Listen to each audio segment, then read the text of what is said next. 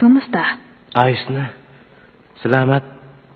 Gumaganda na ang pakiramdam ko. Salamat sa'yo, Gon. Wala yun. Hindi ba't itinaya mo rin ang buhay mo para pigilan kami pumasok? Pareho lang tayo. At sa'yo, binibining Ponzu. Ha? Maraming salamat. Ha? Bakit ka nagulat? Ikaw ang gumamot sa akin eh. Kahit sino naman ang gagawin ng bagay na yon. Kaya wala kang dapat ipagpasalamat sa ginawa ko. Pero kung di dahil sa'yo eh. Tama na, hindi mo dapat pasalamatan ng ganyan. Pero... Sabi ng tama na eh, tapos ang usapan natin, huwag ka na magsalita. Sandali, binibining Ponzu. Bakit? Ano yon? Yung pampatulog mo, may natira ka pa ba dyan? Ha? Meron pang kaunti. Magaling kung ganun. Papayag ka ba makipagpalit? Ha? Ito ang numero ni Ginoong Bourbon. 6 na puntos. Makukumpleto mo yon kapag tinanggap mo to. Ha? Tama ka. Makukumpleto ko yun. Pero kung hindi tayo makakalabas dito, baling wala. May naisip na ako magandang ideya kung paano tayo makakalabas. Talaga?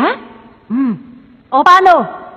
Makikipagpalit ka na ba? Ang totoo niyan, mas epektibo ito dito sa loob kaysa nung gamitin ko sa labas. Sa loob ng 5 minuto, mapupuno ng usok ang kuweba. Makakatulog ang lahat na nasa loob, pati na ang mga ahas.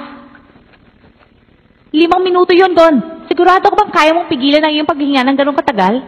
9 minuto at 44 na segundo.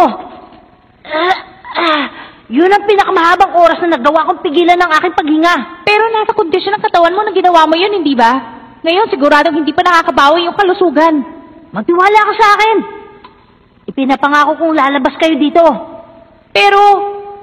Ponzu, naintindihan ko pag-aalala mo. Pero mula ngayon, dapat na natin ipabayan lahat. Alam ni Gon ko anong gagawin. Sinisiguro ko siya yan. Kaya mabuti pa, magtiwala ka sa kanya. Ganon din kalaki ang tiwala ko sa kanya. Mula nung araw na magkakilala kami hanggang sa mga oras na ito.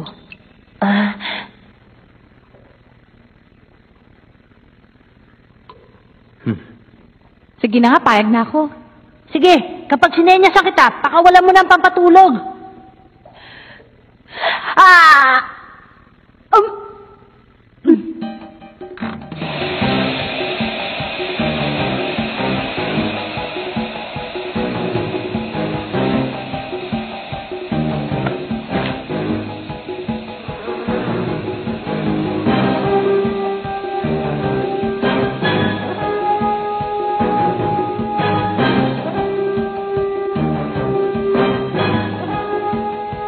Noong nagsimula ako sa Whale Island, marami na akong taong nakilala.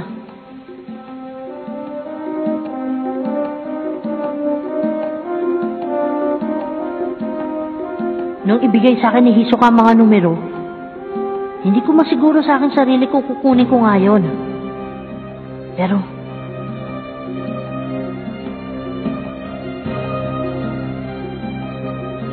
ngayon ay sinisiguro ko sa inyong lahat na magiging hunter ako. Pangako.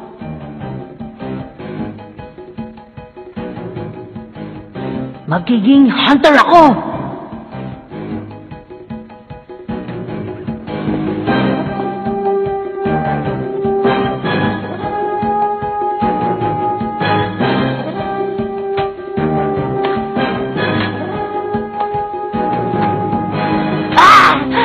Sa wakas, nagawa ko!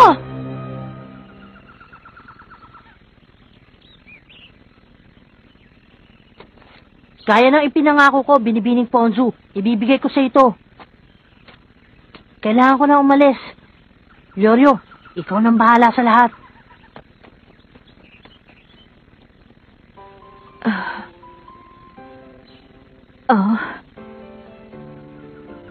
Gon.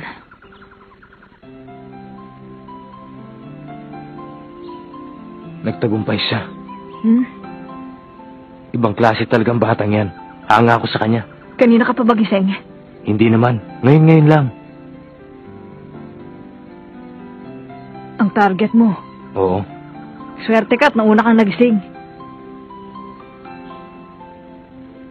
Oo na. Sige na.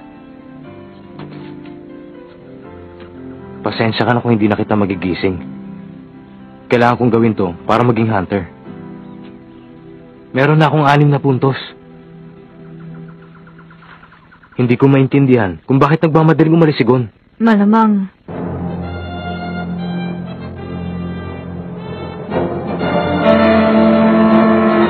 Magandang araw! Isa ng katapusan ng ika-4 na pagsusulit.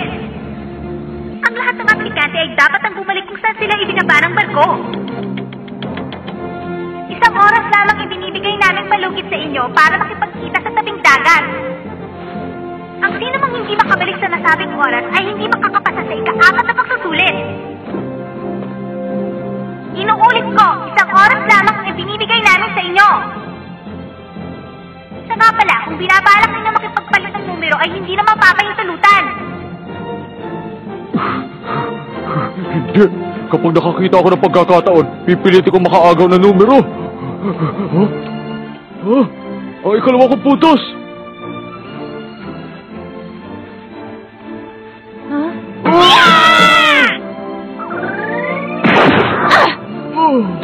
Magdurugas ka!